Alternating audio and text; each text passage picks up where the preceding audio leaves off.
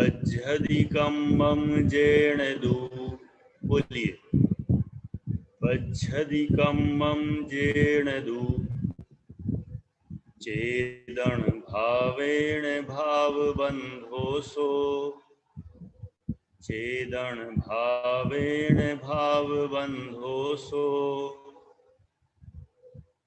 कम्मादपदे साळं, कम्मादपदे साळं, अन्योन्यपवेशणं इदरो। बज्झति, पहला शब्द क्या है? बज्झति, ब आधा ज झ, बज्झ, बज्झति। फिर कम्मम, फिर क्या है? कम्मम, जेण, जेण, बज्झति कम्मम जेण दू, बज्झति कम्मम जेण दू, चेदन भावेण, चेदन भावेण, चेदन भावेण भावबन्धोऽसो, भावबन्धोऽसो।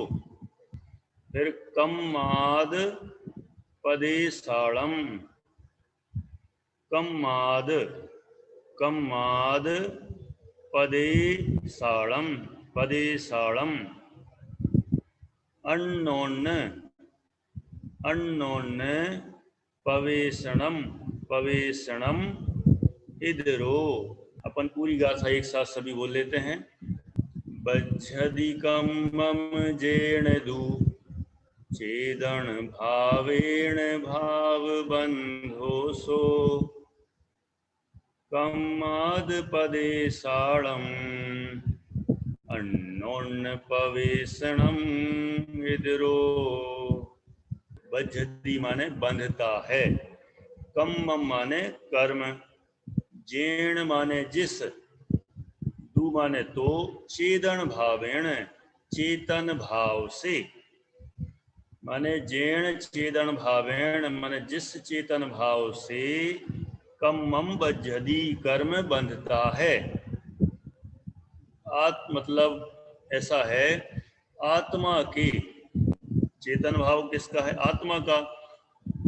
तो आत्मा के जिस चेतन भाव से कर्म बंधता है, वह भाव बंधो सो, सो माने वह, भाव बंधो माने भाव बंध है।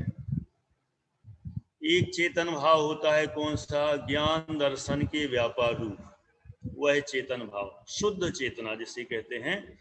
और एक चेतन भाव जो चैतन्य का विकार है, चैतन्य का विकार है, विभाव रूप परिणाम है, अशुद्ध परिणाम है, राग आदि रूप परिणाम है। इसलिए आत्मा के अंदर उत्पन्न हुआ होने से उस राग आदि विकार भाव को ही चेतन भाव कहते हैं।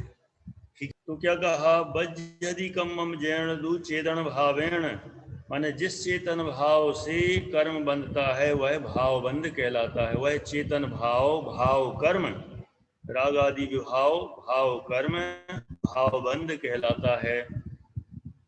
और उसके निमित्त से क्या होता है?